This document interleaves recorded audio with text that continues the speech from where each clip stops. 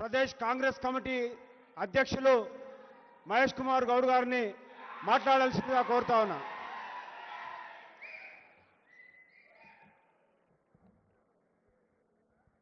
అందరికీ నమస్కారం.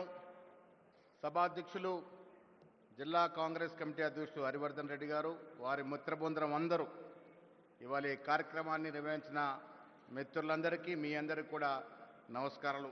పెద్దలు గౌరవనీయులు రాష్ట్ర ముఖ్యమంత్రి వర్యులు రేవంత్ రెడ్డి గారు, ఇన్ఛార్జ్ మీనాక్షి నటరాజన్ గారు, all India ex servicemen chairman Rohit Chaudhary గారు, పెద్దలు గౌరవనీయులు భారత సైన్యంలో పనిచేసిన తర్వాత రాజకీయాలకు వచ్చినటువంటి ఉత్తమ్ కుమార్ రెడ్డి గారు, మంత్రివర్యులు శ్రీధర్ బాబు గారు, పొన్నం ప్రభాకర్ గారు, పెద్దలు గౌరవనీయులు హనుమంతరావు గారు, మధు యాష్కి గారు, విజయశాంతి గారు, ఎమ్మెల్సీలు, ఎమ్మెల్యేలు, పార్లమెంట్ సభ్యులు, కాంగ్రెస్ కార్యకర్తలు, సైన్యంలో పోరాడి విరమణ చేసి వచ్చినటువంటి యోధులందరూ కూడా నమస్కారాలు. పాకిస్తాన్తో విరోచితంగా పోరాడి ధైర్య సాహసాలని చూసినటువంటి సైనికులందరికీ కూడా సెల్యూట్, వందనాలు. పహల్గాంలో జరిగిన సంఘటన తర్వాత మన సైనికులు విరోచితంగా ప్రాణాలు లెక్క చేయకుండా పోరాడి పాకిస్తాన్ ఆధీనంలో ఉన్నటువంటి తీవ్రవాద సంస్థల్ని ఛేదించడం జరిగింది. మిత్రులారా, పహల్గాం సంఘటన జరిగిన 3వ రోజున హైదరాబాదులో ఇందిరాగాంధీ విగ్రహం దగ్గర ముఖ్యమంత్రి రేవంత్ రెడ్డి గారి ఆధ్వర్యంలో దాదాపు 100 దేశాల ప్రతినిధులు కొవ్వొత్తుల ర్యాలీ చేసి ఆనాడు ఇందిరాగాంధీ గారిని స్మరించుకోవడం జరిగింది. కారణం, శ్రీమతి ఇందిరాగాంధీ గారు ప్రధానమంత్రిగా చేసిన యుద్ధంలో భారతదేశం విజయం సాధించడమే కాకుండా ఒక కొత్త దేశం బంగ్లాదేశ్ను సృష్టించిన ఘనత శ్రీమతి ఇందిరాగాంధీ గారిది.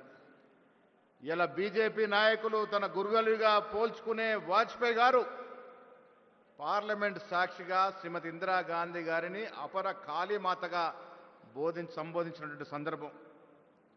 ఇలా నెహ్రూ, ఇందిరాగాంధీ మొదలుకొని ఇవాళ మన నాయకుడు రాహుల్ గాంధీ వరకు ప్రాణాలు లెక్క చేయకుండా ధైర్యంగా దేశం కోసం పోరాడుతున్న సందర్భం. మిత్రులారా, ఈ దేశం ఒకటిగా ఉండాలని, అఖండంగా ఉండాలని రాహుల్ గాంధీ గారు పోరాడుతూ ఉంటే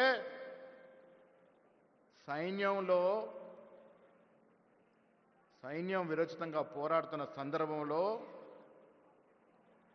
ట్రంప్ మాటలకి తలొగ్గి తోక ముడిచిన బీజేపీ నాయకులు ఇవాళ రాహుల్ గాంధీ గారిని విమర్శిస్తూ తన తప్పిదాల్ని కప్పిపుచ్చుకునే ప్రయత్నం చేస్తున్న ఈ వేళ ఇవాళ జైహింద్ సభ హైదరాబాద్లో నిర్వహిస్తూ ఉన్నాం. ఎందుకు నిర్వహిస్తూ ఉన్నాం? దేశం మనందరిది. రాజకీయాలకు అతీతంగా ఇవాళ సైన్యంతో మనమందరం కూడా బాసటగా నిలవాలి, వారికి సంఘీభావం తెలపాలి, భవిష్యత్తులో మీతో మేము ఉన్నామని చెప్పడానికి ఇలా రాహుల్ గాంధీ, ఖర్గే ఆదేశాల మేరకు హైదరాబాదులో ఈ సభ నిర్వహిస్తూ ఉన్నాం. ముఖ్యమంత్రి గారు వచ్చినారు మీకు సందేశం ఇవ్వటానికి, ఈ దేశంలో జరుగుతున్నట్టు కుల్చిత రాజకీయాలకు వివరించడానికి.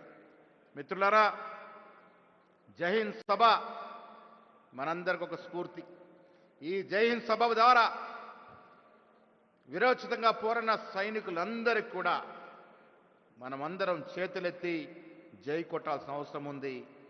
వీర సైనికులకి సెల్యూట్ చేయాల్సిన అవసరం ఉంది.